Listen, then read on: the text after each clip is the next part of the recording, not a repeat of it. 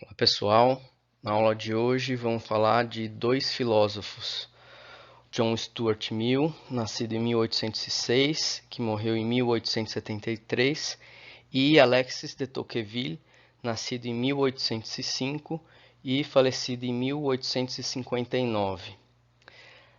São contemporâneos, portanto. Esses dois autores foram fundamentais para o desenvolvimento do que nós concebemos como democracia liberal. E eles produzem na mesma época que o Marx e os outros autores do pensamento radical desenvolviam a crítica ao capitalismo. Então, o Stuart Mill e o Tocqueville desenvolviam as suas considerações sobre a manutenção do capital e a constituição de uma democracia de inspiração liberal que, no final das contas, veio a se tornar preponderante no mundo. Só umas curiosidades, o Tocqueville, ele veio de uma família nobre que sofreu as consequências da Revolução Francesa. Ele era um homem público e ele viaja aos Estados Unidos, onde ele vai analisar a democracia americana. Ele reconhece que na Europa ainda eles não haviam aprendido a construir uma democracia moderna, e aí esse parâmetro ele vai encontrar justamente na América. E o Stuart Mill, ele era filho do James Mill e afilhado do Jeremy Bentham, a gente vai falar um pouquinho dele mais à frente. Ele nunca frequentou uma universidade, ele foi educado pelo seu pai e pelo seu padrinho, ambos filósofos do utilitarismo inglês. E foi uma educação bem rigorosa. Isso não faz tanta diferença para a gente, mas é curioso saber. O próprio Stuart Mill, numa autobiografia, diz que aos 3 anos ele já lia grego, e aos 8 anos lia latim, e aos 12 anos ele já havia lido todas as obras do pensamento clássico. Teve o seu primeiro artigo publicado aos 17 anos, e, obviamente, com uma educação como essa, ele entrou em colapso. Mas depois se recuperou e vamos começar falando da obra dele. Antes de falar da obra, dos autores propriamente ditos, vamos observar um pouco a cronologia aqui. Então, na metade do 18 nasce o Adam Smith. Esse autor vai ser fundamental porque é um autor que vai desenvolver o liberalismo econômico. O Jeremy Bentham é um personagem importante para a gente compreender o utilitarismo do Stuart Mill. A Revolução Industrial, embora esses autores não tenham vivenciado o início da Revolução Industrial, eles viveram seu apogeu. Então isso daqui também é importante, assim como a independência americana. Eu coloquei aqui o nascimento do Augusto Comte, vai ser uma referência para esse pensamento liberal, especialmente por conta do positivismo construído pelo Augusto Comte, né, o início da sociologia. E o Stuart Mill, ele era um leitor assíduo das obras do Comte, né? O Tocqueville e o Stuart Mill, eles nascem na mesma época, com um ano de diferença apenas. Aqui eu coloquei também o nascimento do Marx, para que vocês vejam que há uma temporalidade aí entre eles. Essa Harriet Taylor é a esposa do Stuart Mill. A gente vai falar um pouco mais dela mais à frente, né? Publicação da Democracia da América em 1832, a principal obra do Tocqueville. A publicação do Sobre a Liberdade e Utilitarismo e Governo Representativo, que são duas grandes obras do Stuart Mill. A primeira em 1859, a segunda em 1861. E vejam aí que a produção dessas obras coincide mais ou menos, né, com a publicação do Manifesto Comunista e a publicação do Capital, né? Isso porque é importante a gente saber de que há um pensamento tanto radical quanto um pensamento conservador sendo desenvolvido durante esse rebuliço que a Revolução Industrial trouxe, né? E eu coloquei aqui o casamento do Stuart Mill e da Harriet Taylor em 1851, porque essa união ela vai ser importante para o desenvolvimento do direito das mulheres, né? O movimento feminista tem um débito aí com a Harriet Taylor e também com o papel assumido pelo Stuart Mill enfrentando a Câmara dos Comuns. O Stuart Mill ele chegou a assumir um lugar na Câmara dos Comuns aqui em 1865 e durante o seu mandato ele foi um defensor do direito das mulheres, especificamente a respeito da defesa do sufrágio feminino, né? Nessa ocasião as mulheres não votavam e o Stuart Mill foi um desses defensores.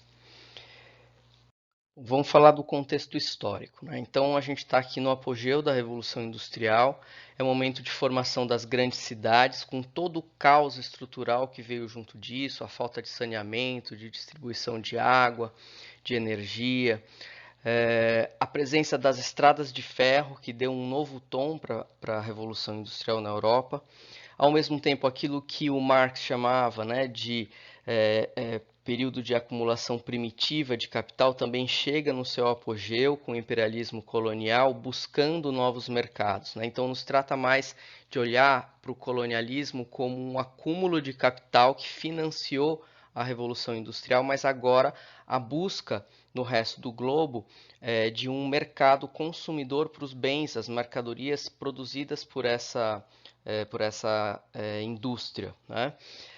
Aqui a gente tem muito clara a classe burguesa já formada e o proletariado, né? Em função disso, um pensamento radical, bem organizado, o socialismo, primeiro o socialismo utópico e depois o socialismo científico do Marx e do Engels, e também o pensamento anarquista. Aqui uma economia de mercado se desenvolvendo e a presença do utilitarismo e do individualismo que serão correntes muito influentes e desenvolvidas pelo próprio Stuart Mill. Vejam, esse proletariado ele existe já de forma organizada, né? Então aqui a gente tem um movimento proletário bem constituído, é um proletariado com aquela memória recente de um outro tipo de vida que eu falei a vocês, ele não está acostumado com a vida no capitalismo ainda e sofre as suas consequências, né? Essa força política, então, ela resulta numa onda de revoltas que aconteceu em toda a Europa, especialmente entre 1847 e 1849. Lembre-se que em 1848 é a publicação do Manifesto Comunista. Aqui a gente vê então a expansão da participação eleitoral, muito também incentivada pelo Stuart Mill e pelo Tocqueville, um sistema de partidos bem estruturado e agora já uma maior representação política desse proletariado, né? E a grande questão que o Stuart Mill vai formular diante desse contexto é como canalizar pacificamente essa força proletária, né? Então, se por um lado os autores do pensamento radical apostam numa revolução proletária, né? Quer dizer, numa reação a esse fato histórico vivido, essas condições miseráveis vividas por essa classe trabalhadora serem resultantes de uma revolução proletária, o Stuart Mill e o Tocqueville eles são contra um processo revolucionário, eles não veem vantagem nisso e eles querem canalizar pacificamente essa força. Então isso também é importante para a gente ver como que as alternativas que são apresentadas por eles, que de uma maneira bastante legítima são vistas por nós até hoje como boas medidas, como medidas bem-vindas, como na verdade elas funcionaram historicamente como um meio de controle social, né? Como um meio de apaziguamento da consciência de classe desse proletariado formado durante aí esse ápice da Revolução Industrial. Isso, na verdade, é um paradoxo que, ao estudar esses autores do pensamento conservador, né? Autores conscienciosos, que têm uma escritura bastante argumentada e sedutora. Quando a gente confronta essas ideias com a realidade histórica, a gente vê que se confirma de fato aquele pensamento do Marx, de que o Estado ele soube operar de uma maneira bastante eficiente com uma forma de manutenção dos privilégios de uma minoria burguesa em detrimento dos malefícios de uma maioria proletária, né, campesina. E essas medidas, que serão mais à frente analisadas com outro olhar pelo Michel Foucault, são medidas que mantiveram de fato a passividade da classe trabalhadora, de forma ao capitalismo ter sobrevida. Tá? Bom, vamos então falar dessa corrente filosófica, o utilitarismo, que influencia o Stuart Mill e da qual ele também é um representante. O principal representante é essa figura que está aí na tela, o Jeremy Bentham, um filósofo inglês, que era o padrinho do Stuart Mill. Né? Depois procurem no Google curiosidades a respeito do Jeremy Bentham, porque era de fato uma pessoa bastante excêntrica. Bom, o utilitarismo enxerga na economia de mercado um modelo para a leitura e organização da sociedade. Né? Há aqui uma concepção pragmática de que o mercado, que de acordo com o liberalismo econômico ele se autorregula, ele deve se autorregular, que a sociedade também deve fazer o mesmo. Né? Ou seja, há aqui uma concepção pelo utilitarismo de que os indivíduos, eles sozinhos são capazes de buscar a sua felicidade. Né? Ou seja, há uma autorregulação dos indivíduos que precisa ser viabilizada pelo Estado. Né? Ou seja, o homem, de acordo com o utilitarismo, ele maximiza o prazer e minimiza o sofrimento. Né? A sociedade ela vai ser vista como um conjunto de vontades individuais. Há aqui um foco grande dessa doutrina no indivíduo e não no coletivo e não na sociedade como um todo. Então a sociedade vai ser vista como uma somatória de vontades de indivíduos e que obviamente geram conflitos, né? Porque claro, as vontades elas passam umas por cima das outras. E nesse sentido é que o Estado ele deve oferecer as condições para que os projetos individuais aconteçam, né? O bem-estar ele pode ser calculado, por isso ele passa a ser uma questão de Estado, né? E esse cálculo ele pondera, embora seja bastante subjetivo, ele pondera a maximização do prazer e a minimização do sofrimento dos indivíduos. Então, o governo, o Estado, ele deve oferecer a segurança para que os indivíduos individualmente busquem os seus interesses de uma forma independente, sem que eles sejam impedidos por outros indivíduos de realizarem os seus projetos. Tá? E o governo representativo vai aparecer aqui como a melhor forma disso acontecer. Né? Ou seja, se o Estado ele tem um papel de viabilizar as condições para que os indivíduos livremente realizem os seus projetos, então, obviamente que um representante eleito, ele tem uma maior proximidade com essa leitura que os indivíduos que o elegeram possuem. Então, o governo representativo aparece com uma segurança contra o abuso de poder dos governantes. Tá? Então, claro, aqui eu tenho uma visão democrática, né, de política, de que os indivíduos eles podem e devem ser eleitos, desde que, uma vez assumindo os seus cargos, eles viabilizem as condições necessárias para que os indivíduos, independentemente uns dos outros, consigam construir os seus projetos pessoais. Aqui é importante a gente falar que o Jeremy Bentham ele foi o autor da ideia, né, do conceito do princípio preventivo da lei, não uma lei voltada para a punição, mas uma lei que se organiza pela prevenção. Tá? Então, essa ideia do panótipo, que mais à frente, lá na década de 80, vai ser desenvolvida pelo Michel Foucault, né? A ideia de uma organização estrutural da sociedade que seja capaz de potencializar o controle social, tá?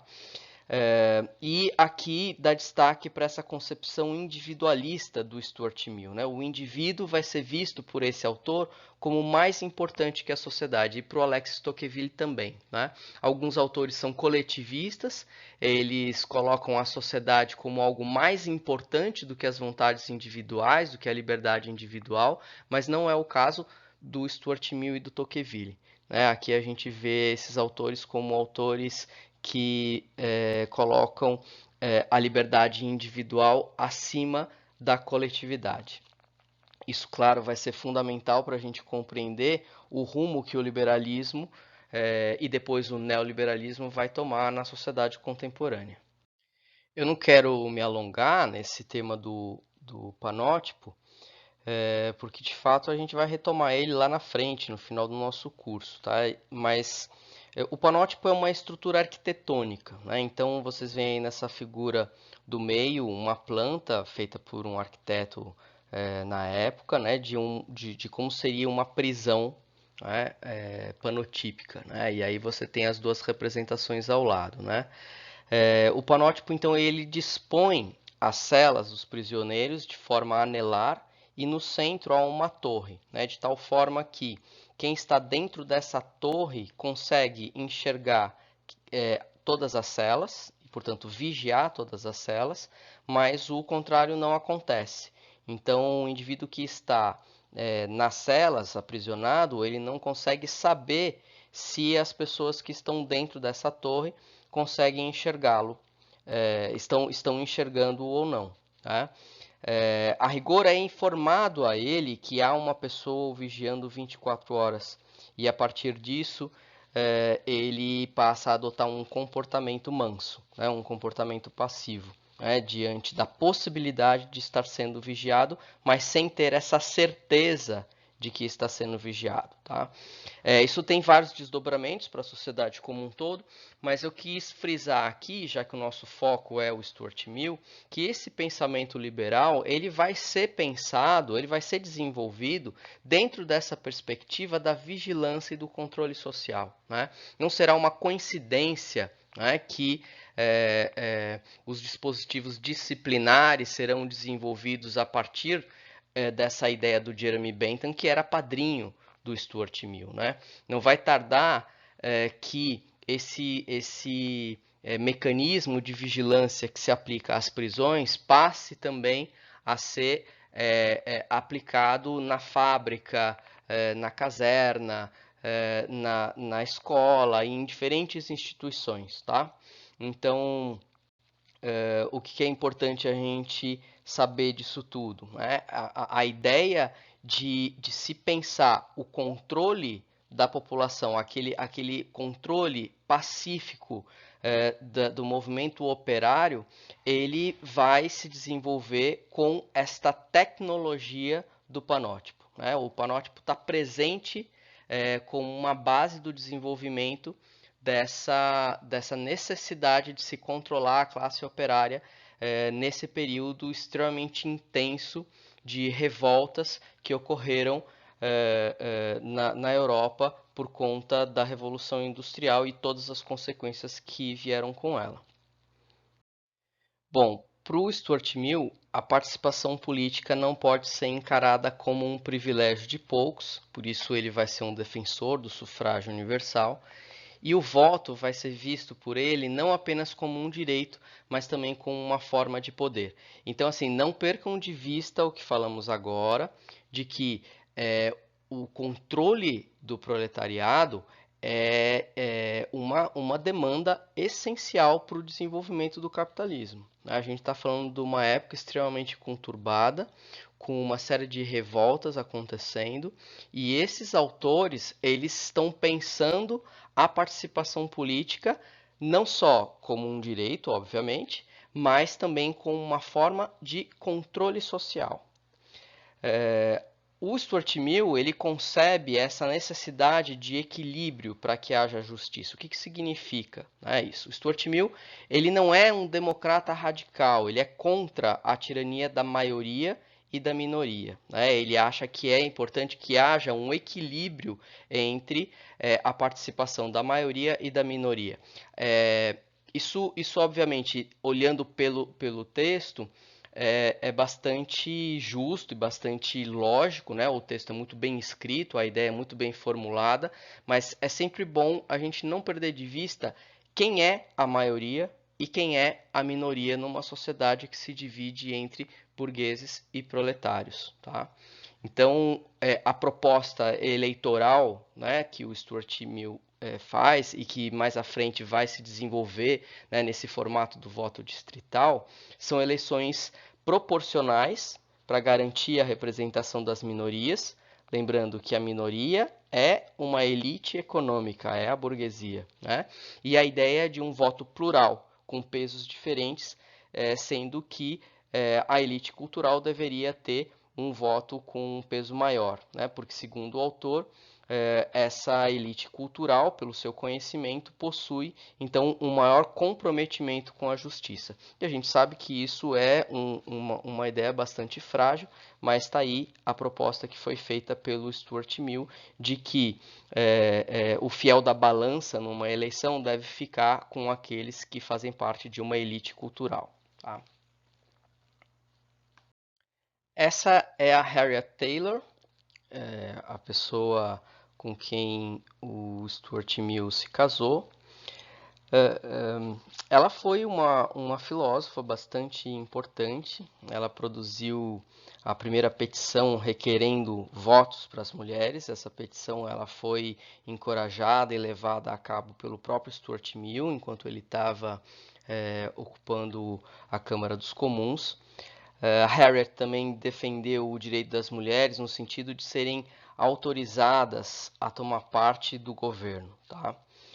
E o Stuart Mill escreve uma obra em 1869 chamada Sujeição das Mulheres, que é uma obra em que ele defende os direitos das mulheres, tá? E a gente sabe que a Harriet Taylor teve um papel fundamental na escritura desse livro, tá? Nessa obra, o Stuart Mill fala que o mundo não sabe do que as mulheres são capazes, e justamente porque os homens nunca deram um espaço para que elas mostrassem, tá? Então a gente vê como que uma obra escrita lá na metade, um pouco mais do século XIX, ela tinha ideias bastante avançadas para a época. O casamento deles, inclusive, era um casamento bastante avançado para os padrões da época, né? Eles, de fato, tinham uma prática de direitos iguais, tá? Nessa obra, o Stuart Mill critica as leis do casamento, ele compara o casamento à escravização da mulher, né? Então ele diz: não restam escravos legais, com exceção das senhoras em cada casa, né? Então vejam como o Stuart Mill ele vai construindo uma obra bastante importante historicamente, né? O movimento feminista tem um débito com essa obra e especialmente com a Harriet Taylor. E essa obra ela se enquadra inclusive nos preceitos do utilitarismo, né? Aquela ideia de maximização do prazer, né? de busca da felicidade e minimização do sofrimento, né? O bem maior imediato é de fato o enriquecimento da sociedade e o desenvolvimento individual. Você mudar a legislação do casamento seria uma forma de alcançar isso, tá? Então aqui o Stuart Mill apoia a mudança das leis de herança, né, para que as mulheres pudessem herdar bens de seus familiares e com isso manter as suas próprias propriedades, trabalharem fora de casa, ganhando independência e estabilidade financeira, tá? E nessa obra também aparece o Stuart Mill como um ferrenho defensor do sufrágio para as mulheres, né? O direito das mulheres terem participação política. Bom, vamos sistematizar aqui qual é a compreensão do Stuart Mill sobre o bom governo, né? O bom governo é aquele que promove mais felicidade e é o governo que aumenta a soma das boas qualidades dos governados. Ou seja, o bom governo é aquele que sabe reconhecer os dons de um indivíduo e potencializa esse indivíduo para que ele desenvolva os seus dons, para que a sociedade como um todo cresça com a sua participação, né? Ou seja, então um indivíduo que tem um dom para a medicina, o Estado deveria criar condições para que ele se transformasse no melhor médico possível, né? O indivíduo que tem o dom para a arte, o Estado deveria criar as condições para que ele pudesse desenvolver os seus dons artísticos, né? E com isso a sociedade como um todo ganha excelentes médicos e excelentes artistas e assim por diante, tá? Então o bom governo, ele cria essa estrutura, mas notem que há um papel individual de cada cidadão para que ele consiga perseguir os seus projetos pessoais, as suas vontades pessoais e realizar essas potencialidades, porque o Estado só cria as condições para isso. Ao criar as condições para isso, os próprios indivíduos livres, independentes, fariam por meio de desenvolver essas suas capacidades, tá? A felicidade, ela não pode ser mensurável, porque ela é subjetiva, mas o homem, ele é capaz de desenvolver essas capacidades em busca dessa felicidade, tá? Bom, a democracia aparece aqui como um regime que cria as condições para o desenvolvimento dessas capacidades dos indivíduos, justamente porque na democracia se afloram a diversidade e o conflito, tá? Que são forças motrizes do desenvolvimento e da mudança ou da reforma social, tá? A partir do conflito, a partir da diversidade, é onde a gente vê o florescimento da justiça e da verdade. Veja como isso é semelhante, né, ao que o Maquiavel concebia lá nos comentários sobre a primeira década de Tito Livio a respeito dos conflitos e da liberdade. Lá o Maquiavel dizia que a liberdade ela é um produto de conflitos. De onde vem essa valorização dos conflitos, né? No momento em que o conflito e a diversidade se mostram, as boas leis, a diversidade de representação se materializa, né? E por parte disso, por conta disso, de fato as potencialidades seriam então garantidas por essas leis decorrentes dessa representação, tá? Ainda sobre o bom governo, o Stuart Mill acha que a forma de governo ela deve ser livremente escolhida pelos cidadãos, né? Então ele não vai entrar nessa discussão clássica sobre as melhores formas de governo, tá? As formas de governo elas vão depender dos hábitos, da cultura, da realidade de cada indivíduo. Isso daqui tem muito a ver com o que fala o Barão de Montesquieu, né, que a gente já viu. Então, a ideia de que a melhor forma de governo ela deve corresponder com a realidade da população, tá? E claro, o Stuart Mill vai dizer que a escolha por essas formas de governo, pela forma de governo de cada local, ela deve passar por um longo processo discursivo, né? Quer dizer, é preciso que haja a explanação dos argumentos, que se pense, que se pondere todos os elementos para se escolher qual é a melhor forma de governo. A soberania, ela está na totalidade da população, tá? Na concepção do Stuart Mill, isso é muito próximo do que fala o Rousseau. Cada cidadão tem o direito de voz e pode e deve ocupar cargos no governo. O bom governo, então, ele distribui as responsabilidades entre os membros do governo. Isso é importante, essa divisão de responsabilidades que o Barão de Montesquieu tratou de uma forma institucional, de um jeito muito mais detalhado, isso também aparece aqui no Stuart Mill, tá? Então, a importância dessa divisão de funções e de responsabilidades dentro da própria máquina governamental. E a necessidade de escolha periódica desses funcionários que atuam dentro do governo, até como uma forma de evitar o vício nessas funções, e o sistema representativo para o Stuart Mill, ele é necessário, ele é importante, mas ele aposta num formato específico desse sistema representativo, que é o sistema eleitoral proporcional, tá? Como uma forma de garantia de todos os direitos e todos os interesses da população, de todos os estratos da população, né? Como uma herança desse raciocínio, vocês podem pensar, por exemplo, a forma como nós organizamos o nosso Senado, né, o Senado da República Brasileira. A gente tem a mesma quantidade de senadores para todos os estados da União. Então, São Paulo tem 3 senadores, assim como o Acre tem 3 senadores, e todos os demais estados. Não importa se no Acre existe uma quantidade de gente muito inferior do que a quantidade de gente que existe em São Paulo, tá? Significa que eu tenho níveis desproporcionais de representação. Se isso fosse proporcional, eu teria, sei lá, 500 senadores para São Paulo contra um senador do Acre, e isso dentro da Assembleia significaria que os interesses do Acre jamais seriam colocados em pauta, né? Então a República é pensada dessa forma, de uma representação proporcional em algumas instâncias, como uma maneira de se preservar o interesse e o direito de todos. Bom, vamos então falar da liberdade, que é o grande tema desse autor, tá?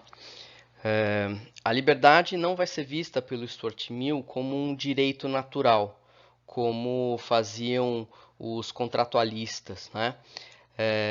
Vejam lá no John Locke, que seria então o primeiro autor da ciência política a efetivamente falar da liberdade como um direito, né? Aparece então como um direito natural. Aqui, esses autores, o Tocqueville e o Stuart Mill, não vão associar o direito à liberdade a uma natureza, mas sim a uma construção política, né? Então, a liberdade ela não é um direito natural, ela é o elemento necessário ao desenvolvimento dos homens e ela vai ser vista como o valor que promove a diversidade entre os homens, tá? Aqui o Stuart Mill faz de fato a defesa do pluralismo e da diversidade da sociedade, né? Contra todas as interferências do Estado e da opinião pública prevalecente, tá? Então aqui o que o Stuart Mill quer com isso, né? Quer valorizar o dissenso, né? Quer dizer, há um risco, isso aparece no Tocqueville também, isso tem a ver com aquilo que o Tocqueville mais à frente vai chamar de ditadura da maioria, né? A ideia de se ter aqui uma opinião pública consensuada é um risco para a democracia, né? Ou seja, a ideia, o risco que se tem aqui é de uma opinião massificada passar por cima de ideias que sejam ricas ou às vezes até mais interessantes para a coletividade do que as ideias que foram promovidas pela maioria da população. Isso vai ser um valor praticado por outros autores dentro do pensamento institucionalista, da democracia institucional mais à frente, né? A ideia de que a maioria ela não necessariamente pensa o que é o melhor para a coletividade, né?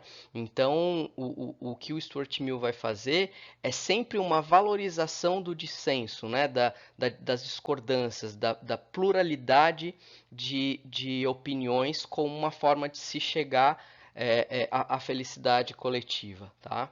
O indivíduo, ele tem então o livre-arbítrio para agir em direção aos seus interesses, desde que não atrapalhe que outros façam o mesmo, tá? Então aqui essa frase eu quero fazer 2 comentários.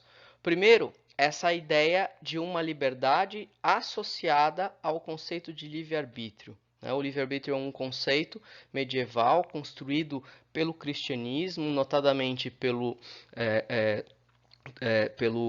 Santo Agostinho, como um autor que enxerga a liberdade a partir da tomada de decisão do indivíduo, né?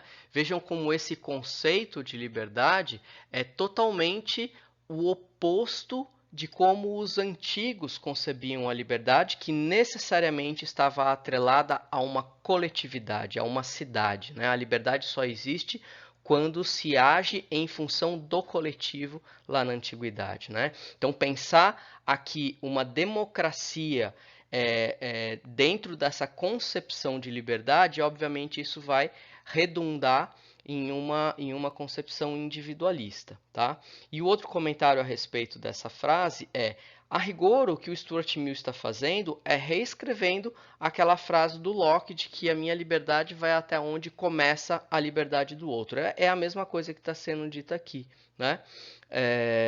Sendo que o Stuart Mill ele compreende que no momento em que um indivíduo impede o outro de realizar aquilo que o outro quer, ele deve ser punido. Então, a contribuição do Stuart Mill a essa frase do John Locke é justamente essa, a de que os indivíduos eles são livres para fazer o que bem entender, desde que não impeçam todos os demais de fazerem o mesmo, e ele inclui aí a ideia da punição. Ele inclui aí o papel do Estado em tornar possível que esses projetos se realizem. Ou seja, aquela ideia de que o bom governo é o que cria as condições para que os indivíduos realizem as suas vontades, os seus projetos, inclui também o Estado punir quando um indivíduo impede você de realizar os seus projetos, de realizar a sua liberdade, tá?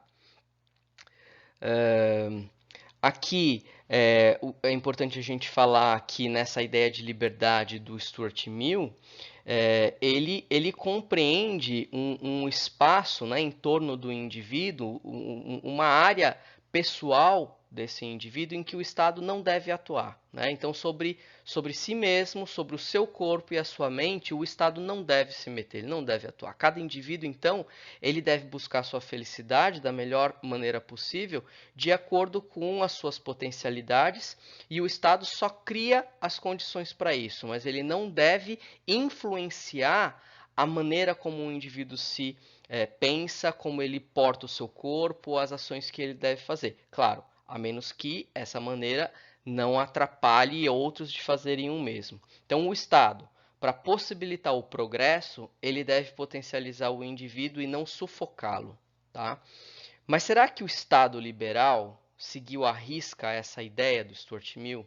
Então é importante a gente fazer essa reflexão, né? Será que de fato esse pensamento, da forma como ele foi formulado, foi praticado nos anos que seguirão, né, até os nossos dias? Será que no neoliberalismo, de fato, os indivíduos eles são compreendidos com a sua autonomia de pensamento e o Estado respeita efetivamente esse si mesmo, essa maneira de pensar e de agir com os corpos que os indivíduos deveriam ter de forma independente? Existe no Stuart Mill a valorização da liberdade de expressão. Tá? No Tocqueville isso também aparece como um valor fundamental. A supressão da liberdade de expressão para esses autores mata a própria sociedade, né? Claro, porque ela eliminaria a diversidade, que é esse elemento fundamental para a democracia, né? Então, o limite da liberdade deverá ser a independência das ações. Se as ações são interdependentes, elas devem ser limitadas. Então, aqui eu estou usando dois conceitos, que é o conceito de uma ação independente e o conceito de uma ação interdependente. Uma ação interdependente é aquela que vincula outros indivíduos, quando a minha ação tem reflexo nas ações dos outros. E uma ação independente é uma ação que não altera a vida de ninguém. Essas ações independentes elas devem ser livres e potencializadas pelo Estado de acordo com essa concepção do Mills. Tá? E ainda a respeito desse tema da liberdade, vale a pena a gente falar do paradoxo da escravidão. Tá? Então, do que se trata? O Stuart Mill diz que um indivíduo ele é totalmente livre, mas ele não pode optar por não ser mais livre. Ele não pode optar por ser escravo, porque isso o impediria de voltar atrás depois, se ele quisesse. No momento em que o indivíduo ele se transforma em escravo, ele perde todos os seus direitos e todas as suas vontades. E esse direito é inalienável. Né? E, por sua vez, do ponto de vista coletivo, uma sociedade liberal, da mesma forma, ela não pode ser livre para abrir mão da sua liberdade em benefício de um governo autoritário, porque isso a impediria de voltar a ser livre depois. Então veja como o Stuart Mill ele deixa as coisas claras para que a gente perceba o absurdo que é o pedido de uma ditadura, o livre pedido de uma ditadura, como a gente tem visto de vez em quando acontecer, né? Porque isso gera um paradoxo, que é esse paradoxo da escravidão. No momento em que eu abro mão da minha liberdade, nada garante que eu vá tê-la de volta.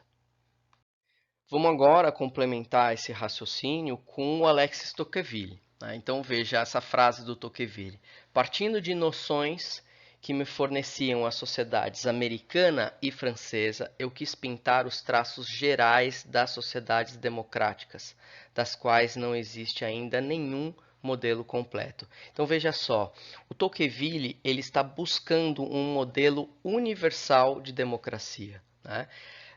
Há esse reconhecimento dele de que na França a Revolução Francesa não resultou num processo democrático, então de fato ele enxerga isso olhando o processo histórico, e ele olha para a Europa justamente como um lugar em que a população desaprendeu o que é a democracia, né? Passados todos esses anos da democracia grega, de fato o Tocqueville reconhece que na Europa não se sabe o que é a democracia. Então o Tocqueville viaja aos Estados Unidos e ele vai fazer uma observação criteriosa, minuciosa sobre o comportamento americano e a maneira como as suas instituições são edificadas. E ali ele vai ficar maravilhado, vai escrever essa obra que é uma obra gigantesca, A Democracia na América, e nessa obra ele faz uma série de previsões que se concretizaram, né? Então o Tocqueville ele vai de fato pintar qual é o destino das sociedades democráticas, né? A partir do modelo norte-americano, né? E foi exatamente isso que aconteceu, né? Então vamos ver quais são os principais argumentos desse autor. Bom, o Tocqueville ele vai olhar para a democracia como lugar de confronto entre a igualdade e a liberdade, né? Essa é uma questão importantíssima que muitas vezes os textos filosóficos passam longe, né? Porque, de fato, esses são dois valores que se excluem quando considerados de forma absoluta, né? Uma população que é absolutamente livre, ela jamais será igual. E uma população que seja absolutamente igual, ela jamais será livre. Então, a democracia ela vai ser pensada pelo Tocqueville como essa necessidade de se buscar encontrar a coexistência harmônica entre um processo de desenvolvimento igualitário e, ao mesmo tempo, a manutenção da liberdade, né? Então, para o Tocqueville, a questão central é o que fazer para que o desenvolvimento da igualdade irrefreável não seja inibidor da liberdade, podendo, por isso, vir a destruí-la. Então veja que a preocupação do Tocqueville ao observar a movimentação na Europa, especialmente do movimento operário, e quando ele olha para os Estados Unidos, ele percebe ali na América mecanismos institucionais que garantem a liberdade independentemente do avanço econômico que os indivíduos possuem. Tá?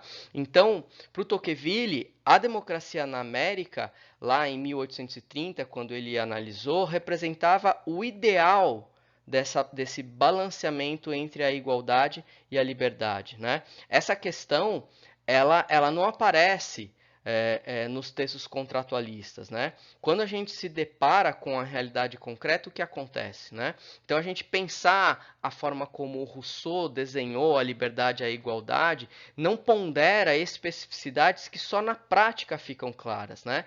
Então, para o Tocqueville, é importante querer construir um tipo ideal de democracia e apresentar isso aos franceses, apresentar isso à Europa. Ele vai justamente fazer isso lá na América. Ele observa a forma como, na prática, se equaliza a ideia de igualdade e liberdade no cotidiano democrático. E com isso ele faz esse quadro da democracia através de uma tipologia ideal, né? Então, o Democracia da América ele é um tipo ideal democrático, mas é também uma aposta de que os formatos democráticos futuros, todos eles seguirão esse modelo.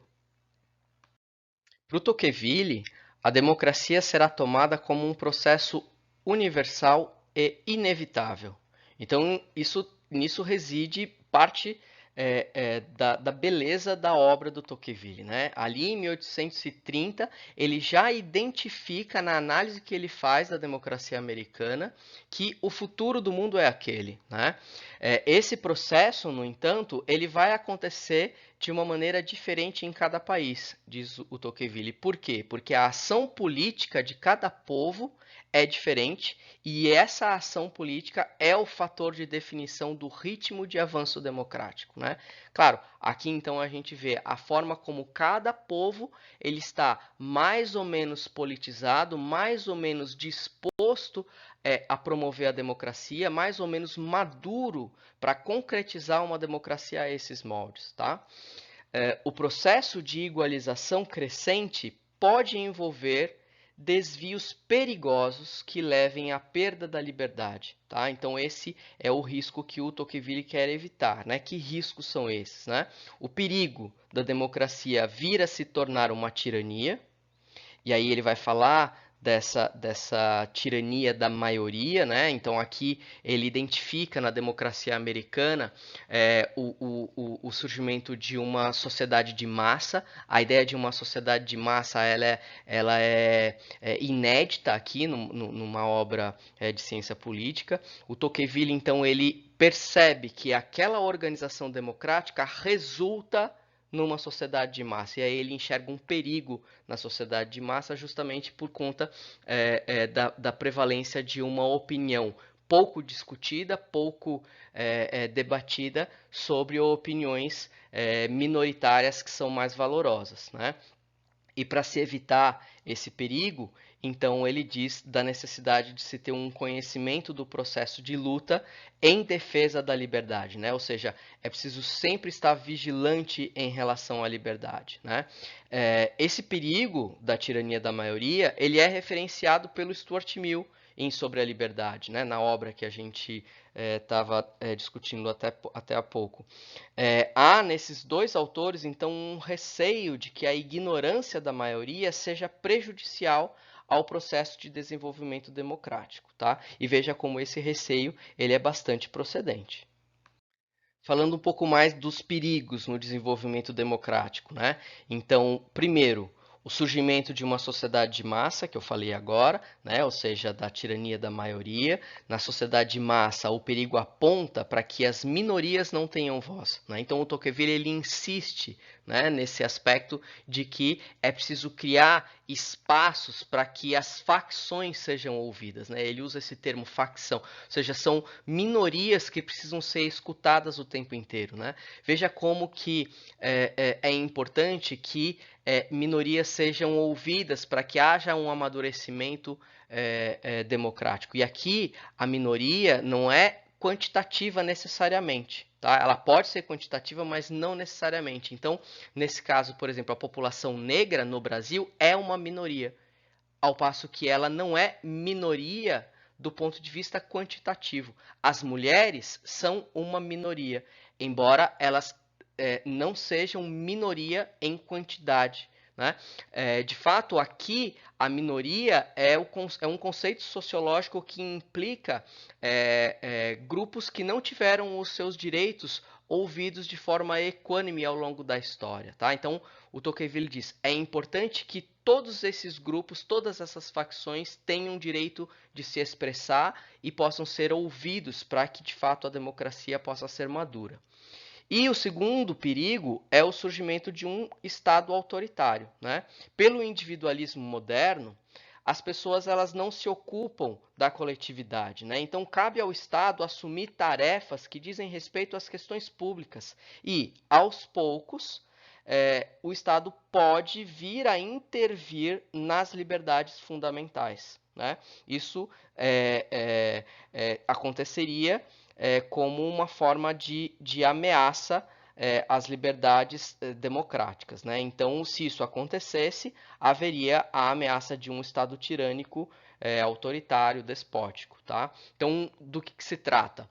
Lembram-se daquele argumento do Benjamin Constant, né, de que, de fato, as pessoas na modernidade elas se ocupam do mundo do trabalho e delegam a coisa pública aos políticos profissionais, né? No momento em que isso acontece, os indivíduos então vão se afastando da política e o Estado assume toda a responsabilidade pela vida pública, né? Então, existe um risco, isso não é seguro e certo que aconteça, mas existe um risco que o Tocqueville identifica já lá no 19, que o Estado avance sobre as liberdades fundamentais, sobre as liberdades individuais, e aí então o resultado disso seria um Estado despótico, tá? Então, para se evitar esse risco, o Tocqueville fala da necessidade de instituições que desenvolvam a descentralização administrativa e que levem os cidadãos a defenderem os seus direitos com a maior participação. Veja como isso coincide com o pensamento do Stuart Mill. De fato, há uma proximidade muito grande desses dois autores, né? E ele fala também da necessidade de uma Constituição que garanta a manutenção das liberdades. E aqui, então, esse pensamento do Tocqueville, ele coincide com o espírito das leis do Montesquieu, né? A importância de se ter uma Constituição no formato de leis bem pensadas que se voltem para a garantia das liberdades. Veja aqui o que diz o Tocqueville a respeito disso, né? Para viver livre é necessário habituar-se a uma existência plena de agitação, de movimento, de perigo, velar sem cessar e lançar a todo momento um olhar inquieto em torno de si. Esse é o preço da liberdade. E veja como essa frase dita pelo Tocqueville a respeito desse modus operandi da democracia, né? Ela tem inspiração no Thomas Jefferson, que é esse aí do fundo. O que diz o Thomas Jefferson? O preço da liberdade é a eterna vigilância. O que quer dizer isso? Quer dizer que para que os homens permaneçam livres, é importante estar atento ao movimento de Estado, né? Essa ideia da vigilância que já estava presente no Locke, agora ganha uma força, e presente no Rousseau também, agora ganha uma força institucional. É preciso que a população esteja atenta à maneira como as instituições se desenham e atuam, para que, de fato, as liberdades fundamentais não sejam violentadas. Bom, então o Tocqueville fala dessa descentralização administrativa, a criação de diferentes instituições com os seus poderes divididos e com as suas funções descentralizadas, a importância de se ter associações políticas para a defesa da cidadania e a criação de grandes partidos políticos, né? Então vejam aqui como coincide tanto no Stuart Mill quanto no Tocqueville, uma aposta de que a melhor maneira de se manter a pacificação da população é uma aposta na participação política, né? Ou seja, ao apostar na criação de partidos políticos, no fortalecimento de associações políticas, né? Se aposta na ocupação da população e o desvio dessa população de vontades revolucionárias, né? Então, aqui o Tocqueville fala da necessidade de se garantir um espaço de participação através do espaço da palavra, né? Ou seja, a participação dos cidadãos nos negócios públicos ela é fundamental para que haja de fato a liberdade, tá? Aqui também vale a pena para a gente finalizar pensar em como que também o Tocqueville tem um temor pelas revoluções em geral, né?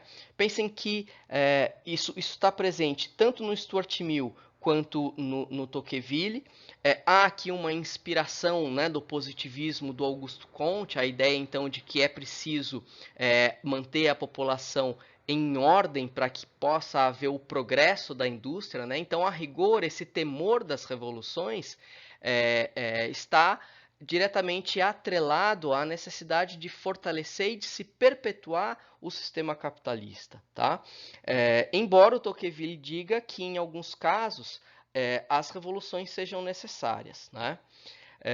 A revolução, então, ela só acontece quando os cidadãos não são capazes de conduzir o processo democrático com liberdade, né? Então, aqui o Tocqueville ele está identificando justamente essa falta no povo francês, né? A obra do Tocqueville é um manifesto liberal ao povo francês, né? Há aqui o seu temor pelas revoluções, justamente, claro, pelo fato de ele ter passado pela Revolução Francesa com a sua família, né? Os seus avós foram mortos na Revolução Francesa, os seus pais foram presos e só não foram mortos por um triz, né?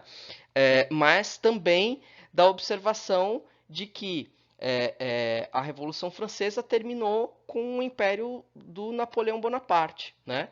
E ele também percebe que, daquela maneira como a França se organizava, que a República Francesa se organizava, a democracia ela não estava solidificada, o que veio a se confirmar com o golpe de Estado do Luiz Bonaparte, aquele que o Marx toma como um ponto de partida para escrever o 18 Brumário de Luiz Bonaparte, tá?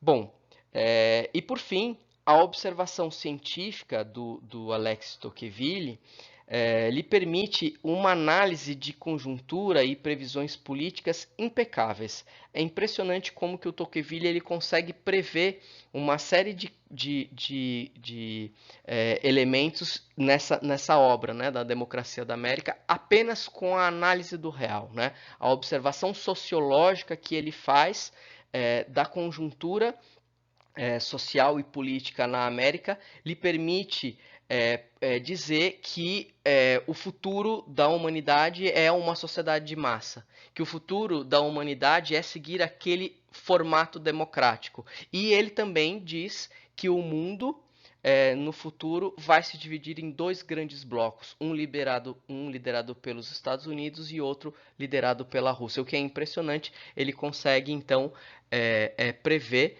já ali no século XIX essa divisão que vai ser tão emblemática quando a União Soviética estabelece a Guerra Fria junto aos Estados Unidos.